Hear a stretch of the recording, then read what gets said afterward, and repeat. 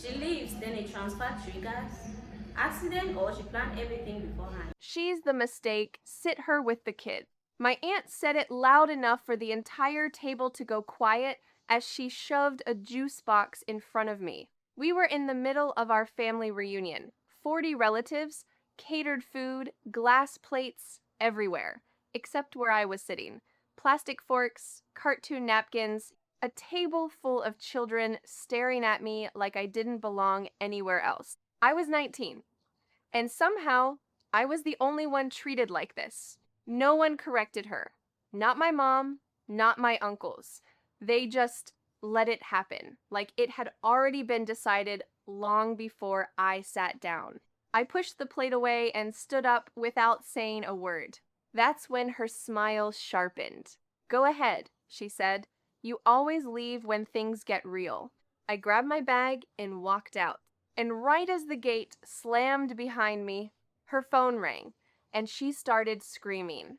Before we continue, please hit the like button, subscribe to the channel, and turn on the notification bell for updates. Her voice didn't just crack, it broke. Loud, sharp, panicked in a way I had never heard before.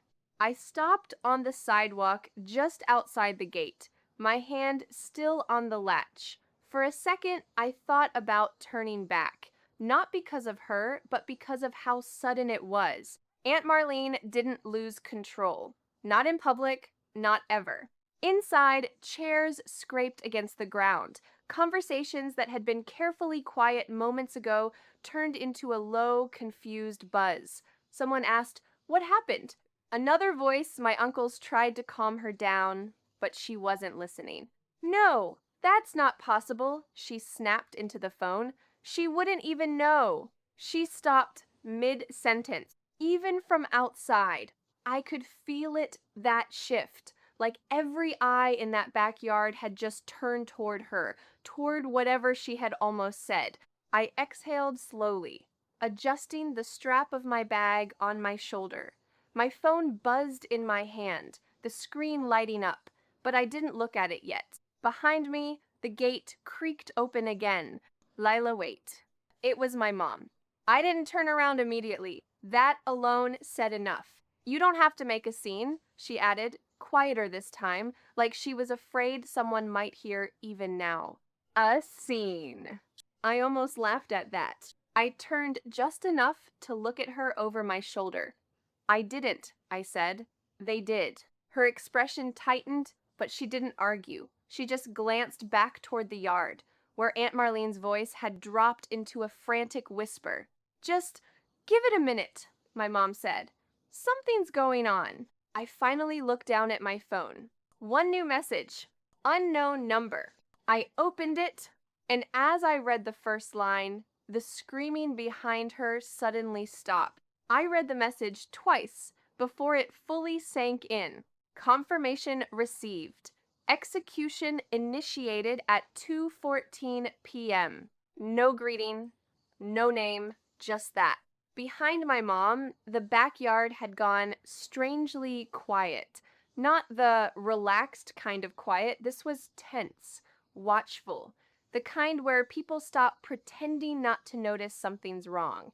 "What is it?" my mom asked, stepping closer, her voice tight. I locked my phone and slipped it back into my bag.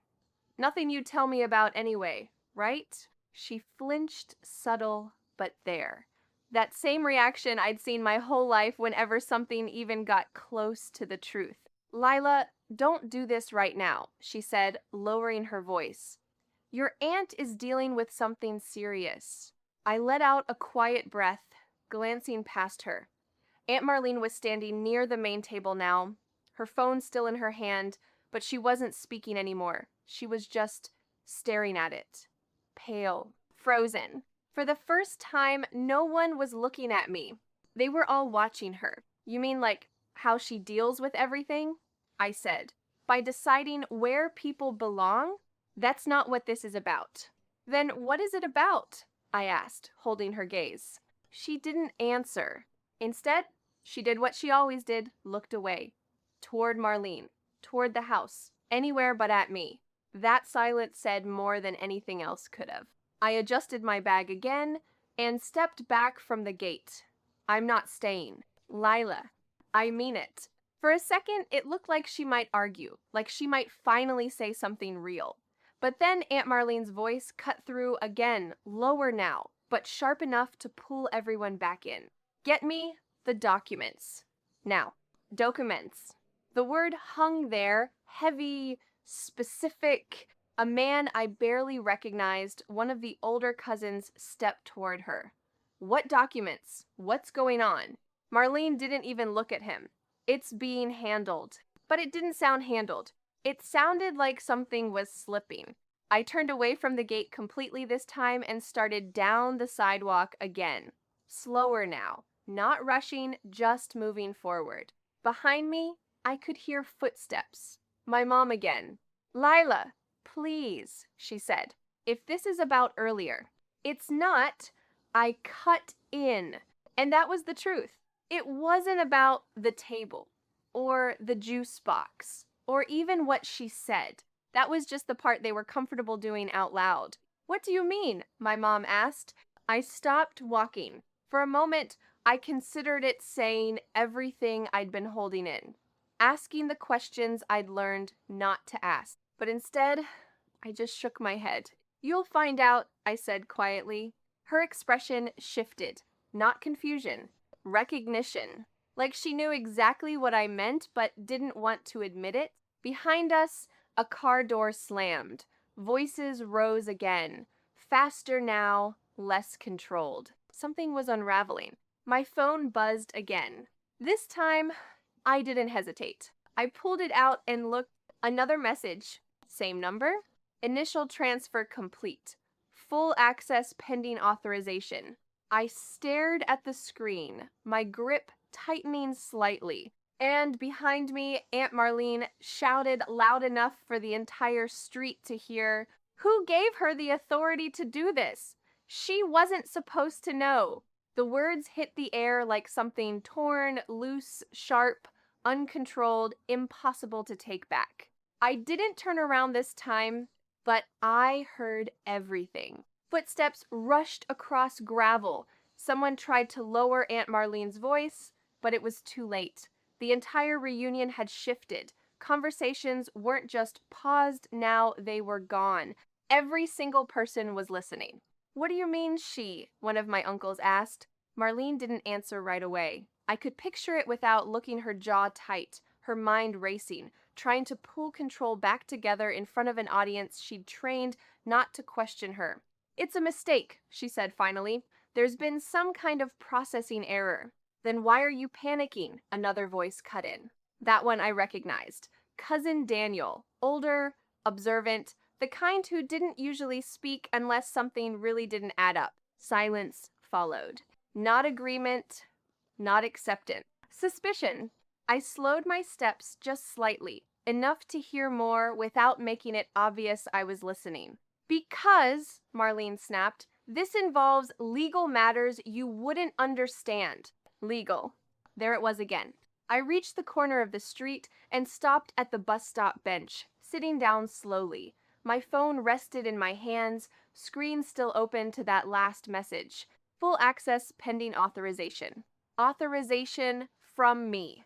Across the street, a car passed, but I barely noticed it. My focus stayed on the voices echoing faintly from the house behind me. Then explain it, Daniel pushed. You've been handling things since Grandpa died. Maybe it's time someone else actually knows what's going on. Pause. Longer this time. And then a different voice. Quieter. Older. I saw something once. It said, Uncle Robert. I wasn't supposed to, he continued, hesitation clear. A document. After the funeral. It had her name on it. My fingers tightened around my phone.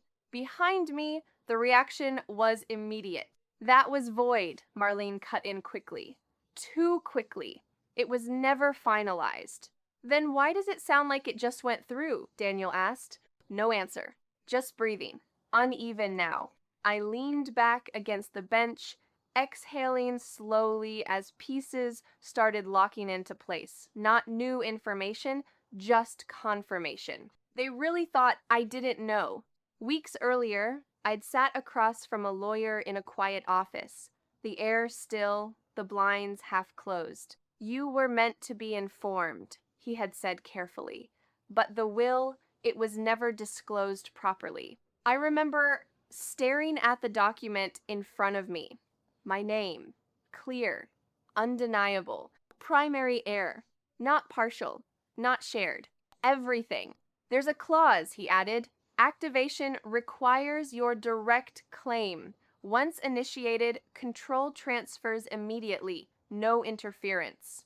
No interference. Behind me, something shattered glass, maybe. A sharp crash, followed by raised voices. "She triggered it," Marlene said, her voice breaking again.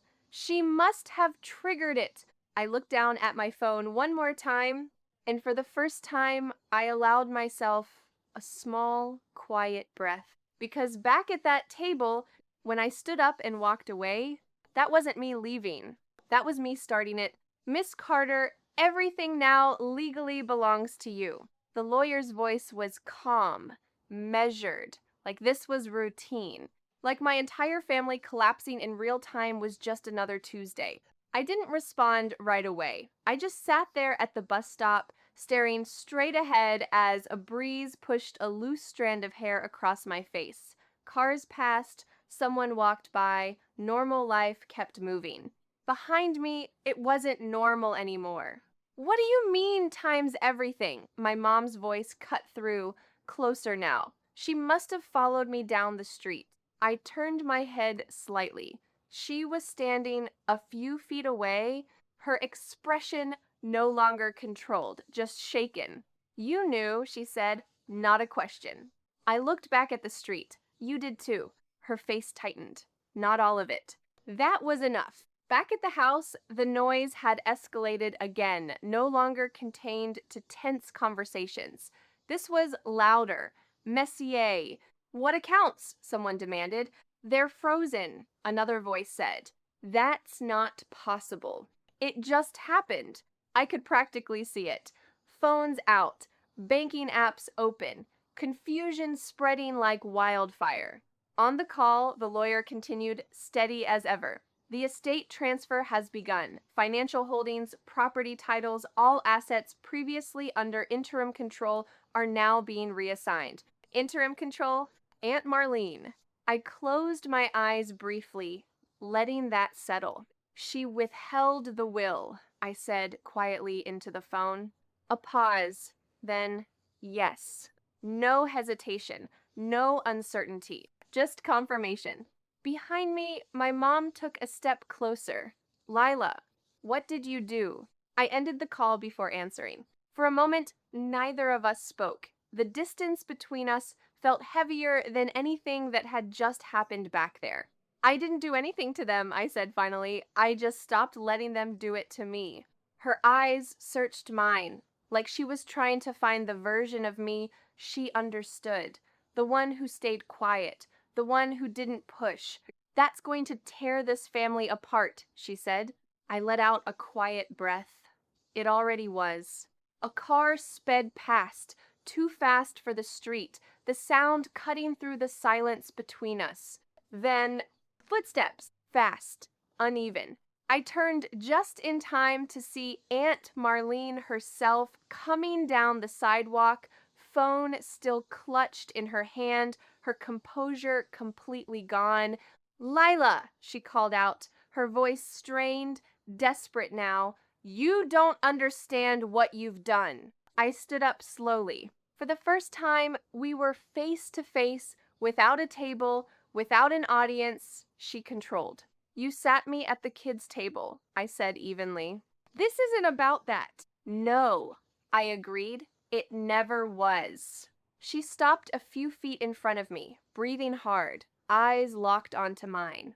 "Reverse it," she said. Not asked. Said, like she still thought she could decide things. "You can't manage it," she added quickly. "You're not prepared. This requires experience oversight." "Control?" I interrupted. She hesitated. Just for a second. But it was enough. Behind her, more family members were starting to gather at the edge of the street, watching, listening, waiting. For hair or for me? Marlene lowered her voice, stepping closer. If you go through with this, she said, there will be consequences. I held her gaze. And for the first time in my life, she didn't look certain.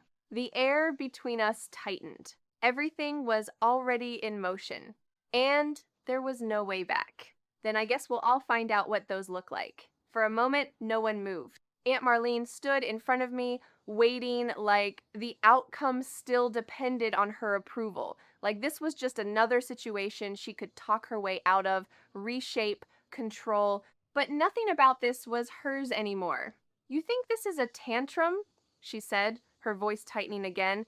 You think you can just walk away and take everything with you? I didn't take anything, I replied. It was already mine. That landed, not loudly, not dramatically, but it spread. Behind her, I saw the shift ripple through the family. The same people who had stayed silent minutes ago, now watching her differently, questioning, measuring. Tell them, I added, my voice steady. Tell them about the will. Her jaw locked. No denial. No immediate dismissal. Just silence. That was answer enough. Uncle Robert stepped forward first, slower than the others, like he didn't fully trust what he was seeing. Marlene, is it true? She didn't look at him. I handled what needed to be handled, she said instead. Controlled again, but thinner now, like the structure was cracking underneath. For years? Daniel pressed. You told us everything was settled. It was settled. No, I said quietly. It was hidden. That word hit harder. Because it wasn't emotional, it was precise. My mom looked between us, her expression unraveling. You said there was nothing left, she whispered to Marlene. You told me. I told you what was necessary, Marlene snapped. And that did it. The room, or what remained of it out here on the street, shifted completely. Phones came out again, but not for checking balances this time. Calls, messages, people verifying things for themselves. What accounts were in your name? Why were you the only one with access? Why wasn't Lila informed? The questions stacked faster than she could answer. And this time, no one was quiet for her. I stepped back slightly, creating space as the pressure closed in around her, not stepping into it, not needing to. The lawyer's words echoed in my mind. No interference. And now I understood why that clause existed. Because without it, this would have never surfaced. Financial institutions have already locked the primary accounts, I said, not loudly, but clearly enough. There's going to be a review. Marlene turned to me sharply. You think they'll side with you? You have no idea how this works. I know enough, I said. Enough to not be ignored anymore. Consequences unfold. Within hours, everything accelerated. By that evening, multiple accounts tied to the estate were frozen pending verification. A formal inquiry was opened regarding withheld legal documents. Property ownership records began updating under my name. Aunt Marlene didn't disappear, but her authority did. People stopped calling her first, stopped deferring, stopped trusting. The reunion ended early, not officially, just dissolved. Clusters of relatives left in silence or quiet arguments. Some avoided me completely. Others approached, awkward, unsure what to say, now that the structure they relied on was gone. Uncle Robert apologized. Not dramatically, just a quiet, I should have said something sooner. Daniel didn't apologize. He just nodded at me once like acknowledgement was enough. My mom, she stayed back. We spoke later that night, not at the house, not in front of anyone else. You could have told me, she said. I tried, I answered. You didn't want to hear it. She didn't argue, because she couldn't. I thought keeping things calm was better, she admitted after a long pause. Calm for who? That question stayed between us, unanswered but understood. Aunt Marlene's outcome. By the end of the week, A legal review confirmed she had knowingly withheld the will. She lost all control over estate-related finances. Attorneys began discussing potential charges tied to mismanagement. Socially, it hit just as hard. People distanced themselves, not loudly, not publicly, but noticeably, because once control disappears, so does loyalty that depended on it. A few days later, I stood on the front porch of my grandfather's house, now mine, the same place I used to visit as a kid, the only place in that family where I didn't feel like an extra piece. The door creaked the same way when I pushed it open. Inside, nothing had changed, but everything had. I walked through slowly, not rushing, not overwhelmed, just present.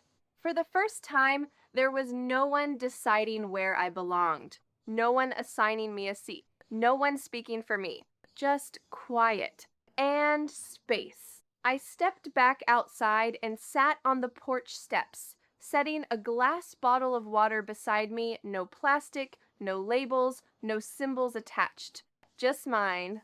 A car slowed briefly at the end of the driveway. Aunt Marlene. She didn't get out, didn't wave, didn't speak. After a second, the car kept going. I watched it disappear down the road, then leaned back slightly, letting the silence settle around me. Not empty, not lonely, just clear. They gave me a seat at the kids' table, so I took the entire house instead. Was it justice or revenge planned long before that table? Watch again. What did you miss?